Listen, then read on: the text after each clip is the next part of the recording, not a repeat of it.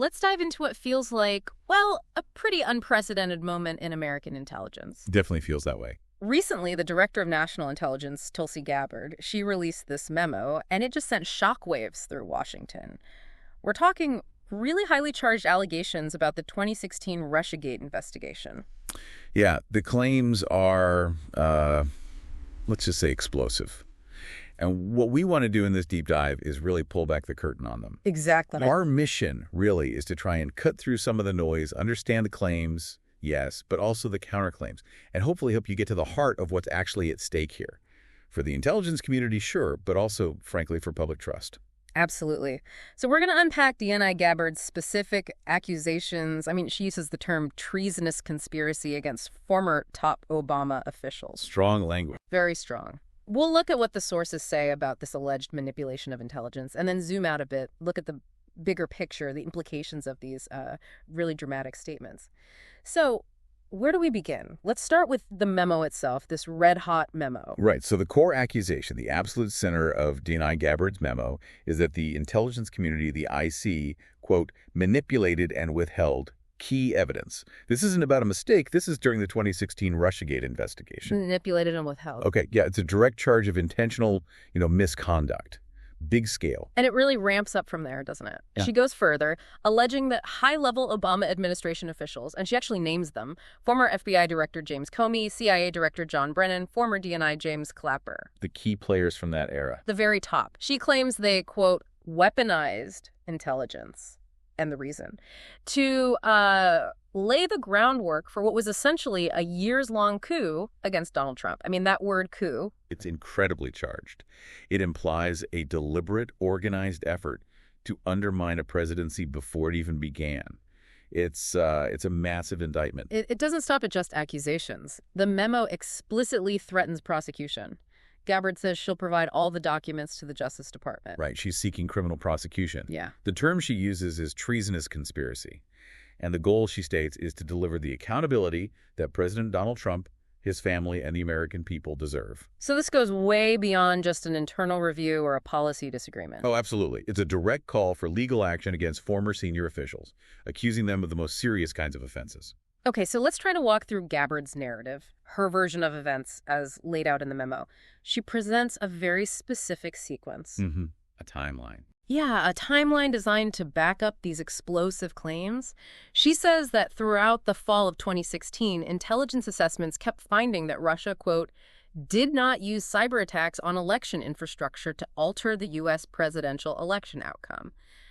And apparently, they didn't even have the capacity to do it. Okay, so multiple assessments saying no vote tampering. That's her claim. And then, according to her memo, a December 8th assessment saying the same thing was, quote, abruptly pulled. Pulled? Why? Based on new guidance, the memo says. Then, the very next day, December 9th, there's a White House meeting where President Obama supposedly, quote, directed the IC to create a new intelligence assessment that detailed Russian election meddling. Ah. So directing a new assessment. Even though she claims it would contradict all these previous assessments from the months before. That's a key part of her argument. Right. And then what happens? Then, just a week later, she says, major media outlets suddenly start, quote, hyping secret assessments. Assessments saying Russia had intervened using cyber means specifically to help Donald Trump win, and that Vladimir Putin himself was personally involved.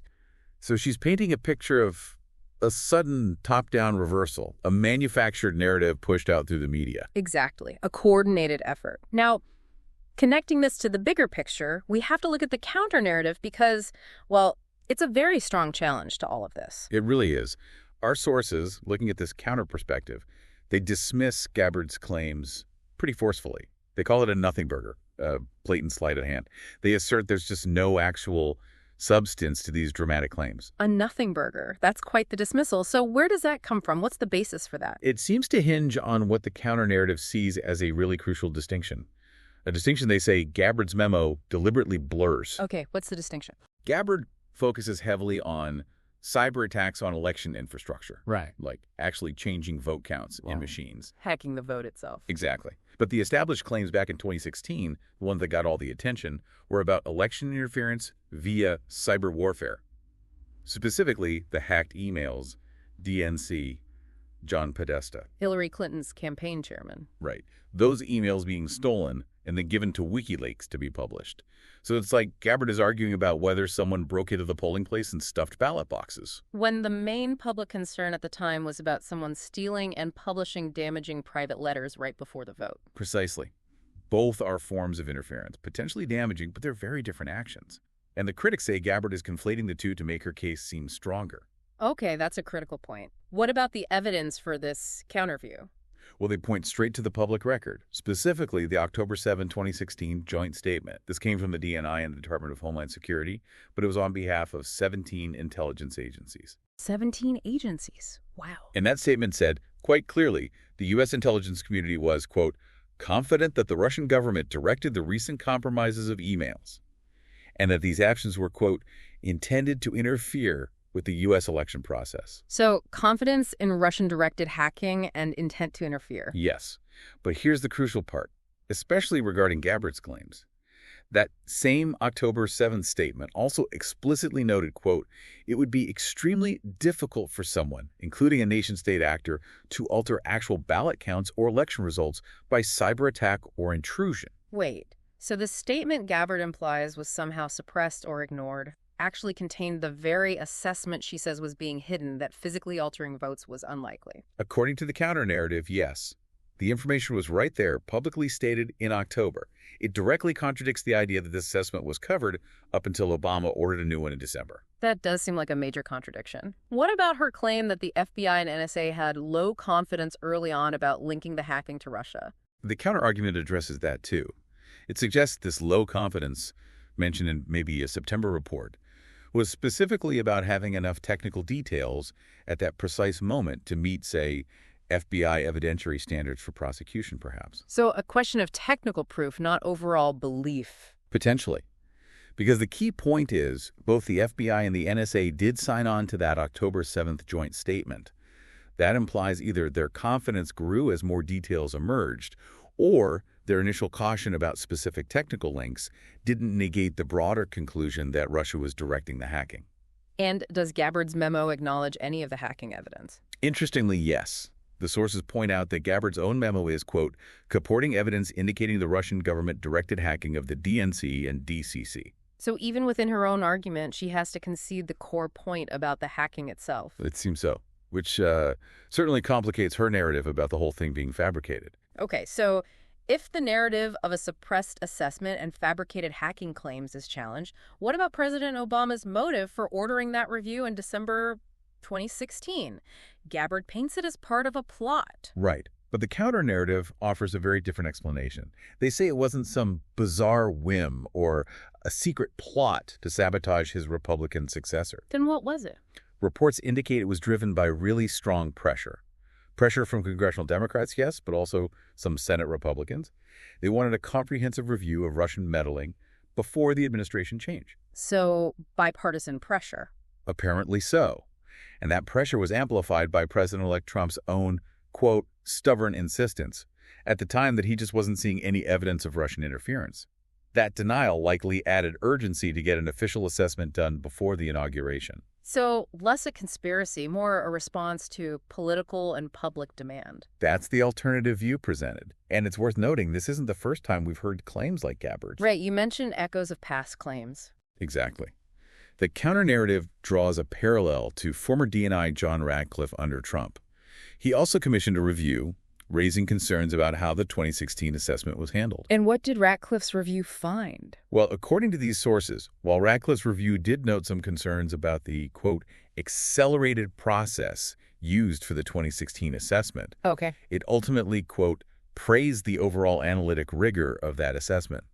And critically, it did not support the claims of political corruption or manipulation that Ratcliffe himself had sometimes voiced. So, a previous official attempt to find this kind of manipulation didn't actually find it, despite concerns about the process. That seems to be the takeaway offered by the counter-narrative.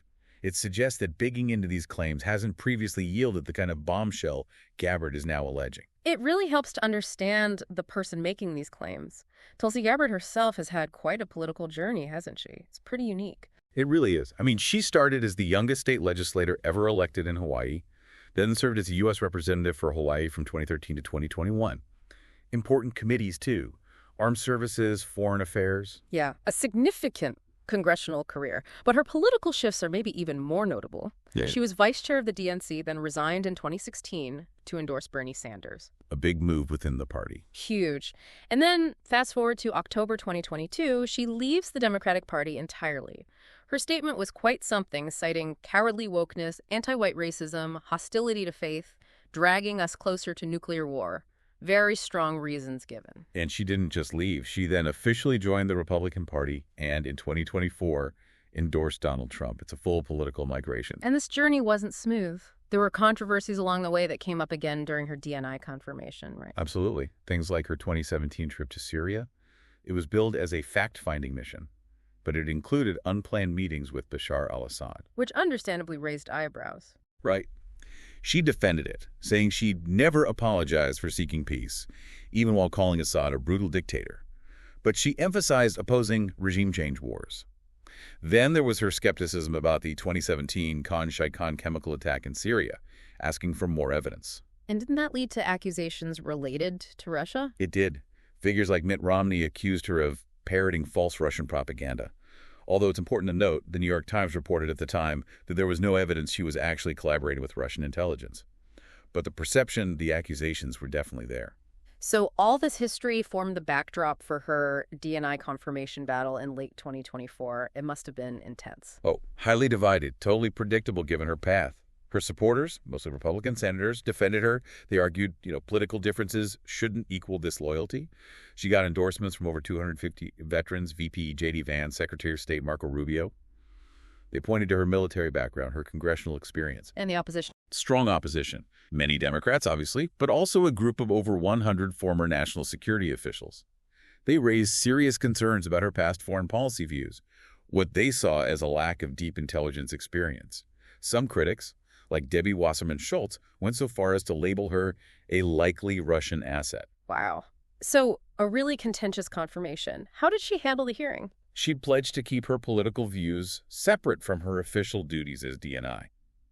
Interestingly, she wouldn't call Edward Snowden a traitor, but she did acknowledge he broke the law.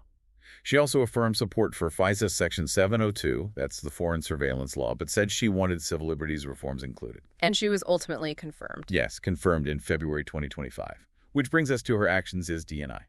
Right. So what has she done since taking office that sheds light on this whole situation? We know about the memo, but what else? Well, in May 2025, she announced a significant shift in U.S. intelligence priorities. The new focus: border security, counterterrorism, and counter-narcotics. That sounds very much aligned with the current administration's stated priorities. Exactly. It reflects the Trump administration's agenda, including a much bigger emphasis on domestic border surveillance using intelligence resources. Is it just shifting focus, or are there structural changes too? Structural changes as well. Her office, the ODNI, is consolidating intelligence operations more, taking tighter control over the president's daily brief, for instance, and moving the National Intelligence Council, the NIC, that's the body that produces long-term strategic analysis, physically closer to the DNI's office. More direct oversight, perhaps. And weren't there some controversial personnel moves? Yes, that definitely caught attention. She fired 2 officials from the National Intelligence Council, the reason given: their alleged opposition to Trump. This happened after they reportedly contradicted the administration's claims about Venezuelan gang members crossing the border. Firing analysts for contradicting the administration's line, that certainly fuels the politicization debate. It absolutely does. And then there's her stance on Iran's nuclear program. How has that played out?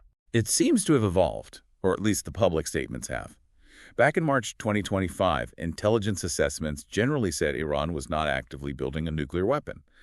But by June 2025, Gabbard was publicly aligning with President Trump's view that Iran could build one within weeks. A significant shift in assessment. Or framing.